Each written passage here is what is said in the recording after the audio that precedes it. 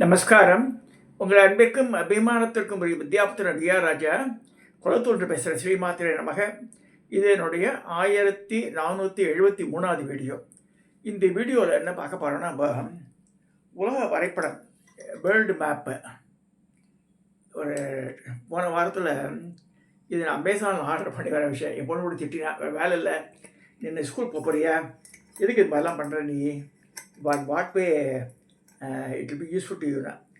இல்லாட்டி நம்ம பார்க்கணும், what is where are the countries located. நம்ம பேசும்போது கொஞ்சம் கரெக்டாக இருக்கணும் சில விஷயங்கள் தான் அப்படின்னு. அப்போ ஷி வாஸ் ஷேரிங் ஒரு இம்பார்ட்டன்ட் பாயிண்ட் வித் மீ. நம்மளால் சின்ன வயசுக்கார ஆளுக்கெல்லாம் புத்தி கூர்மை ஜாஸ்தி. உதாரணமாக வந்து மேலே கிரீன்லேண்டுன்னு ஒரு இடம் இருக்குது, பெருசாக காமிச்சிருக்காங்க. Actually it is not so. எடுத்து பார்த்தா கிரீன்லேண்ட் அவ்வளோ பெருசு கிடையாது. ஆனால் வந்து இந்த குளோப்பில் காமிக்கும் போது காமிச்சிருக்கா. இது ஏன் எடுத்தேன்னா,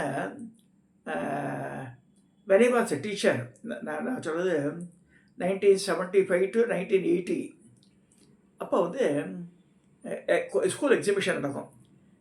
வீரசவாக்க நேதாஜி ஹையர் செகண்டரி ஸ்கூல் பெரம்பூரில் இருந்தது. அதில் I was vice principal there. So அப்போ வந்து இந்த எக்ஸிபிஷனில் பசங்களுக்கு நிறைய விஷயங்கள் காமிக்கிறோம், ஒரு புது ப்ராடக்டாக. அப்போ வந்து நான் அப்போ சில படித்ததெல்லாம் வச்சுட்டு, ஒரு 8 தவளைகள் இருக்கும், ஒரு இதுவாட்டம் இருக்கும், அது மேலே வந்து ட்ராகன் மாதிரி தொங்கிட்டு இருக்கும், முதலையாட்டம். ஒவ்வொரு இடத்துல இந்த பால் இருக்கும், அந்த அந்த இந்த முதலை வாயில் பால் இருக்கும், கீழே தவளைகள் வாய் திறந்து உட்காந்துருக்கும். அந்த அந்த அந்த அந்த மிஷினை எங்கேயாவது எரெக்ட் பண்ணிட்டா, இப்போ இதெல்லாம் வந்து சீனாவில் ஜப்பான்லலாம் யூஸ் பண்ணியிருந்தா. அதை எங்கே எர்த்துகேக் வந்தால் டக்குன்னு அந்த சைடில் வரப்போகிற எர்த்துகேக்கு முன்னாடியே காமிச்சு விட்ருவோம். அந்த பால் வந்து அந்த தவளையோட வாயில் விழுந்துடும். தவளையோட வாயில் அந்த முதலையோடையோ வேறு ட்ராகனோடதோ அந்த அந்த இதுலேருந்து தவளை வாயில் விழுந்துடும். ஸோ அந்த சைடில் வந்து இருக்கிறவா கேர்ஃபுல்லாக இருப்பான்ற மாதிரி ஒரு தியரி. அது அந்த மாதிரி இருக்கும்போது ட்ரிஃப்ட் தியரியும் ஒரு தியரி இருக்குது. இதுக்கு அதுக்கு சம்மந்தம் இல்லை, திஸ் டிஃப்ரெண்ட்டு. அதாவது பூமின்னு நம்ம சொன்னாலும் உருண்டையாக இல்லை, ஆக்சுவலாக வந்து ஓவல் ஷேப்பில் தான் இருக்குது பூமி. கீழே வந்து இந்த பூமின்றது மொத்த களிமண்ணாட்டம் இல்லை, பிளேட்ஸ் இருக்குது. அந்த பிளேட்லாம் வந்து மூவ் ஆகும். இப்போ இந்த கிளேசியர் சொல்கிறோம் இல்லையா, இந்த இதெல்லாம் கிரீன்லேண்டில், அண்டார்டிகாவில், ஆர்டிக் ஓஷன்லாம் இருக்குது. ஸோ அதெல்லாம் பிரம்மாண்ட மைல் கணக்கில் இருக்கிற இதெல்லாம் வந்து அப்படியே தண்ணியில் மோந்துட்டு இருக்க முடியாது. அது கீழே அதே மாதிரி பூமியில் மண்ணை பிரதேசமாக இருக்கிற இடத்துல, பாறை இருக்கிற இடத்துல அடியில் மூவ் ஆகுது. இந்த இங்கிலீஷ் மாதிரிலாம் பார்த்தா காமிப்பான், அப்படியே டக்கு டக்கு டக்குன்னு மூவ் ஆகும். அந்த மாதிரி மூவ் ஆகி என்ன ஆகும்னா சேஞ்சஸ் நடக்கிறது. இப்போ இந்தியா 2 உடைய போகிறதுன்னு எழுதியிருக்கான். ஆல்ரெடி உடஞ்சி தான் இருக்குது, 24 துண்டாக இருக்குது. அது இதுவே வந்து நார்த்து பாதி சவுத் பாதி பிரிஞ்சிடும். அதாவது இயற்கையின் இதில் அச்சிட்டத்தினால அது மாதிரிலாம் நிறைய இது இருக்குது.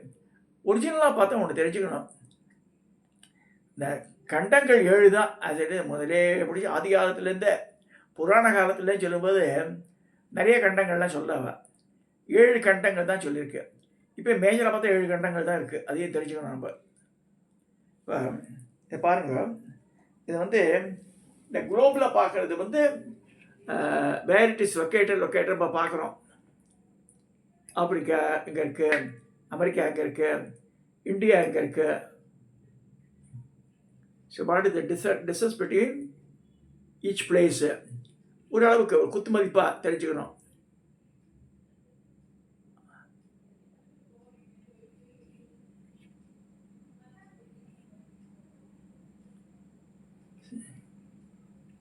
ஆக்சுவலாக ஆப்பிரிக்காவோட ஏரியா தான் பெருசு. மிச்ச கண்ட்ரிஸில் பார்க்கும்போது ஆப்பிரிக்கா வந்து பெருசு. அமெரிக்கா வந்து நம்ம நார்த் அமெரிக்கா, சவுத் அமெரிக்கான்னு சொல்லிடுறோம். அதே மாதிரி ஆஸ்திரேலியா தனியாக போயிடுது. இதெல்லாம் எப்படி ஆச்சுன்னா, இது ஏன் எடுத்துட்டேன்னா, சில காரணங்களால் சில பேர் ஆராய்ச்சியாளர்கள் வந்து when they visit Africa as well as Australia and other places, south America இங்கெல்லாம் போகும்போது they found people are talking Tamil. அவள் வந்து இந்த பழங்குடி மக்கள் தமிழ் பேசுகிறா. அவள் இப்படி அந்த காலத்தில் வந்து டிரான்ஸ்போர்ட் ஃபெசிலிட்டி கம்மி, இவள் எப்படி அங்கே போனா அப்படின்ற மாதிரி ஒரு பெரிய மண்ட குடைச்சலாகவே இருந்தது. அப்போ தான் இந்த ட்ரிஃப்ட் தியரி ஆஃப் கான்டினென்ட்ஸ் அப்படி ஒரு தியரி இருக்குது, அது பார்க்க போகிறப்போ. அதாவது இந்த ட்ரிஃப்ட் தியரியில் பாருங்கள்,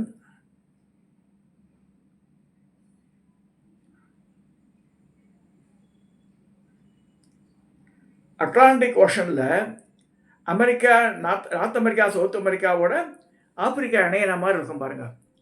ஒரு பேப்பரை கிழிச்சு போட்டு ஒன்று சக்க இந்த இடம் வந்து அப்படியே வந்து can be inserted there. So South America, north அமெரிக்காவுக்கு அந்த இதில் வந்து ஆப்பிரிக்காவோட இது வந்து நுழைய முடியும். ஏரியல் வியூவில் எடுத்த ஃபோட்டோ அது. அதே மாதிரி Australia is also like that.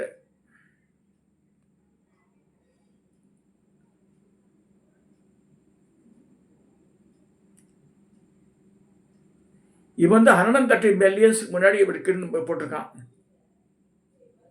Present.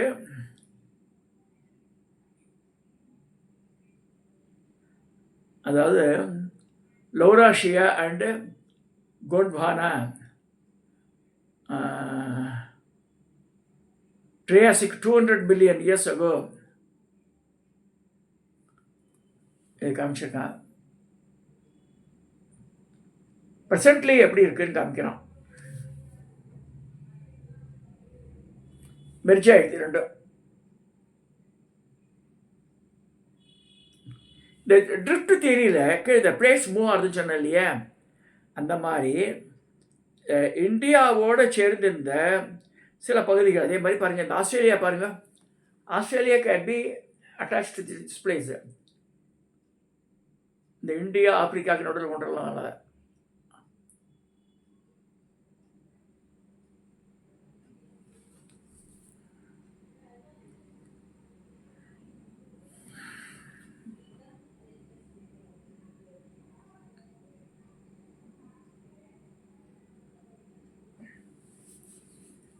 அதனால் அந்த காலத்தில் முதல்ல உலகம் தோன்றும் போது சரி, ஆதி காலத்தில் எடுத்து பல ஆயிரம் வருஷத்துக்கு முன்னாடி பார்த்தா உலகத்தை முழுக்க சனாதன தர்மம் தான் இருந்தது. உலகம் முழுக்க சனாதன தர்மம். அரப் கண்ட்ரி, பலுசிஸ்தான், பாகிஸ்தான், என்ன வேணால் சொல்லுங்கள், இப்போ சொல்லிக்கலாம். வேறு புதுசாக வந்து மதங்கள் ஏற்பட்டுருக்கலாம். ஆதி காலத்துலேருந்து பல ஆயிரம் வருஷமாக இருந்தது சனாதன தர்மம் தான் உலகம். அதே மாதிரி சிவ வழிபாடு தான் மெயினாக இருந்தது. மிச்ச வழிபாடெல்லாம் கிடையாது ஆதி காலத்தில். சிவன் தான், சிவலிங்கம் தான். Wherever you go to Africa or America or Australia, they found Sivalingam. when they dig for some other purpose, Indonesia, Jakarta, எங்கே போனால் சிவலிங்கம் கிடைக்கிறது. What it means, thousands of years back people worshipped Lord Shiva only throughout the world. நல்லா புரிஞ்சுங்க. பின்னாடி வந்துட்டு இப்போ இவர் கூட பரமாச்சாரியார் ஒருத்தர் வந்து பார்க்க போகிற பத்மா சுப்ரமணியம் சொன்னான். The great dancer Padma Subramaniam இருக்காள். அவள் வந்து சொல்லியிருக்கா, அவள் ரஷ்யாவிலேருந்து ஒருத்தர் வந்து இவள் பேர் ரஷ்யாவில் டான்ஸ் ஆடியிருக்கா. அங்கேயே பரமாச்சாரியை பார்க்கறதுக்கு வந்தாராம். அவர் வந்தோடனே அவர் பரமாச்சாரியை கேட்குறார் அவர்கிட்ட, உங்கள் ஊர் பேர் என்ன? ரஷ்யாவில் ஒரு இடம்னு சொல்கிறார். அது ரஷ்யாவில் ரிஷி வர்ஷா பாருங்க. ரஷ்யான்றது ரிஷி வர்ஷா. இதில் ஆப்பிரிக்கா, ரஷ்யா இங்கே மேலே வந்துடுது.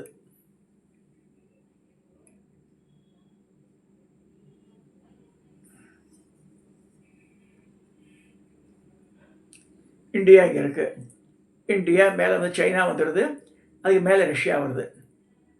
ரிஷிகள் இங்கே போயிருந்திருக்கா. அந்த காலத்தில் ரிஷிகள் நிறைய இருந்திருக்காங்க, ரஷ்யாவில் தான் இருந்திருக்கா. ஸோ ரிஷி வர்ஷா தான் ரஷ்யான்னு ஆச்சு. So they didn't change the name. நல்லா புரிஞ்சுக்கணும். பாரத வருஷ பரத கண்டை சொல்கிற மாதிரி ரிஷி வர்ஷா தான் ரஷ்யா. அதே மாதிரி கலிஃபோர்னியா கபில மகரிஷி ஆசிரமம் இருந்தது இடம். இந்தியாவிலே ஒரு ஓட்டை போட்டுட்டே போனால், பரமாச்சாரி சொல்கிறார், நான் சொல்லுது, ஒரு ஓட்டை போட்டுட்டே போனால் நேராக வந்து கலிஃபோர்னியாவில் போய் சேருமா.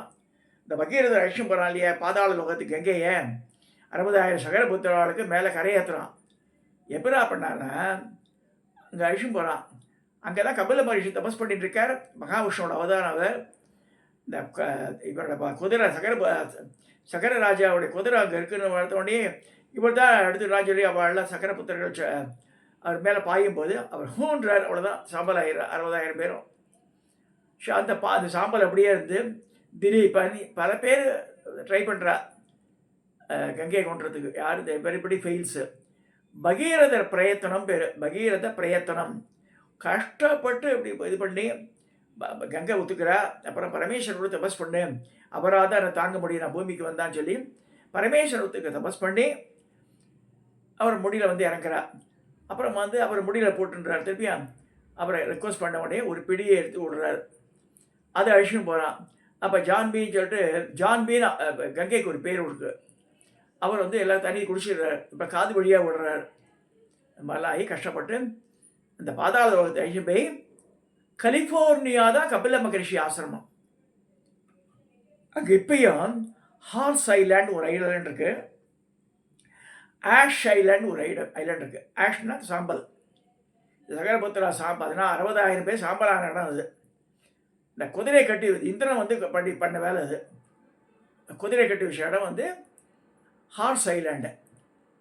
கலிஃபோர்னியா கபில மகரிஷி ஆசிரமம். நல்லா புரிஞ்சுக்கணும். அதெல்லாம் சேஞ்ச் இப்போ இதே மாற்றலை.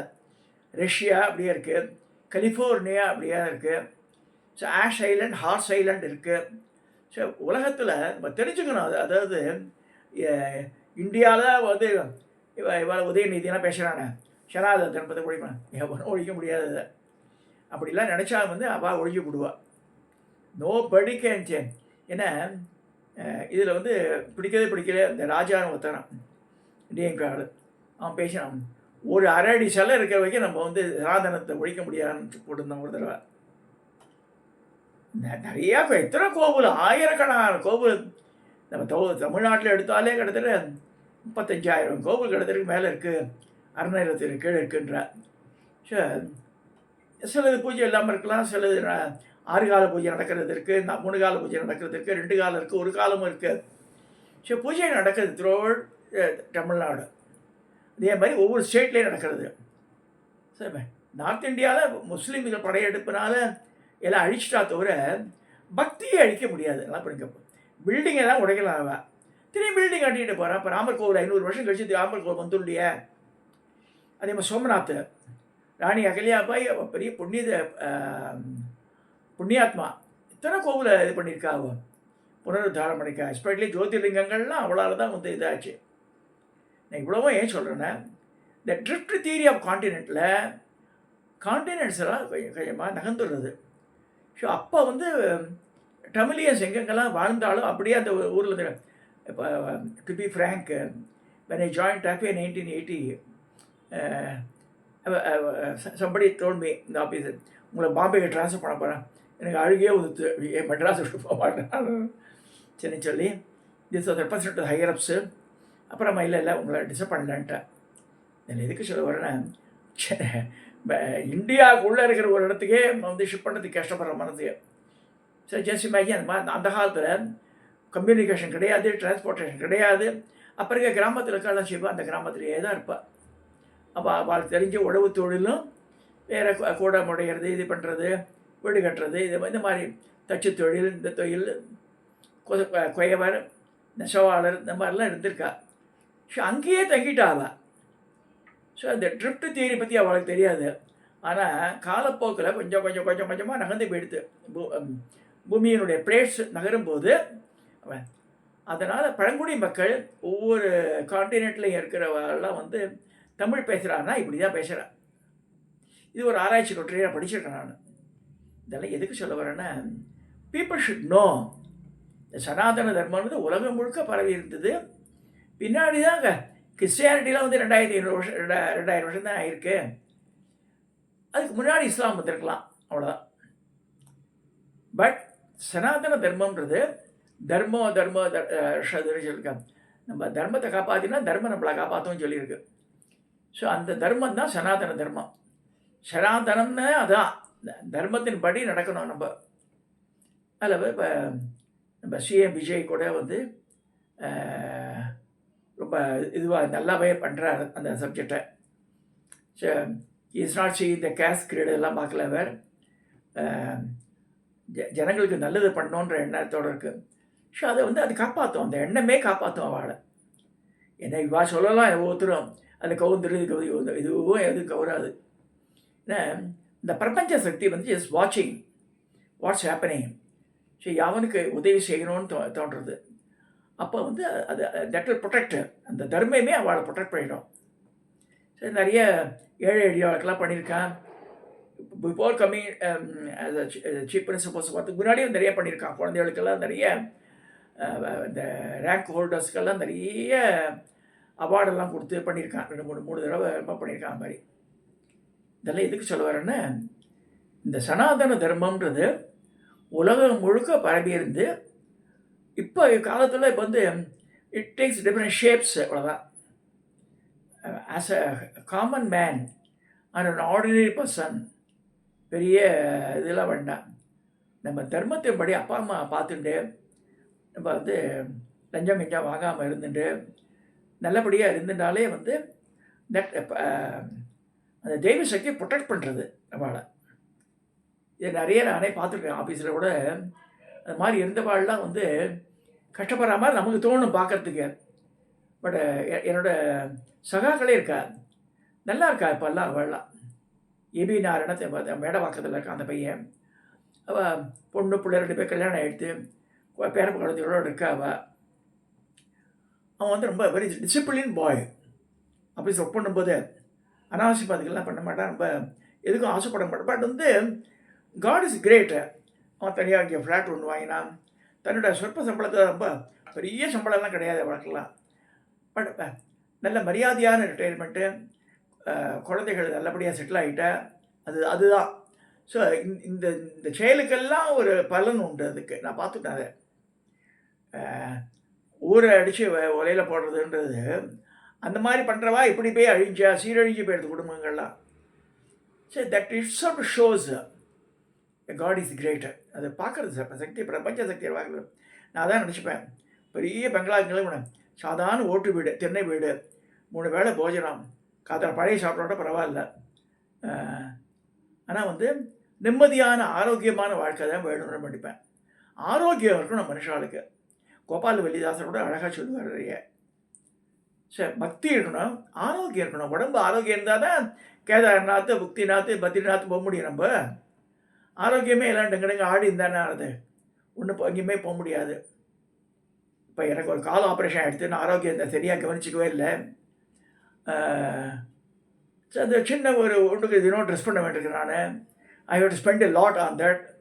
ஹாஸ்பிட்டலைசேஷன் இதெல்லாம் நிறையா இருக்குது இல்லையா? தேவையில்லை. அதெல்லாம் நம்ம வந்து நல்லா சாமிகிட்ட வேண்டும்போது ஆரோக்கியத்தோட இருக்க வேண்டிக்கணும். பட் இது இன்றைக்கி எடுத்த சப்ஜெக்ட் என்ன எடுத்துட்டாருன்னு நான் வந்து இதில் முக்கியமாக வந்து இந்த ப்ரொஜெக்ஷன் ஆஃப் இந்த மேப்ஸு அது கூட என் டாக்டர் தான் காமிச்சா எனக்கு. அப்பா நீங்கள் எப்படியே எடுத்துக்க முடியாதுப்பா நீன்னா. அதாவது மெர்கேட்டர் ப்ரொஜெக்ஷன் ஒன்று இருக்குது, கலி பீட்டர்ஸ் ப்ரொஜெக்ஷன் ஒன்று இருக்குது, சிலிண்ட்ரிக்கல் ஈக்குவல் ஏரியா ப்ரொஜெக்ஷன் இருக்குது. மேப்லேயே வந்து சில பாருங்கள், இதில் க்ரீன்லாம் இதெல்லாம் கொஞ்சம் பெருசாக காமிச்சிருப்பான், கிடையாது அவ்வளோ பிஸி இல்லை. அடுத்ததில் பாருங்கள் சின்னதாக இருக்கும். அதுக்கு அடுத்ததில் இந்த சிலிண்ட்ரிக்கல் ஈக்குவல் ப்ரொஜெக்ஷன் தான் வந்து கரெக்டாக இருக்கும்.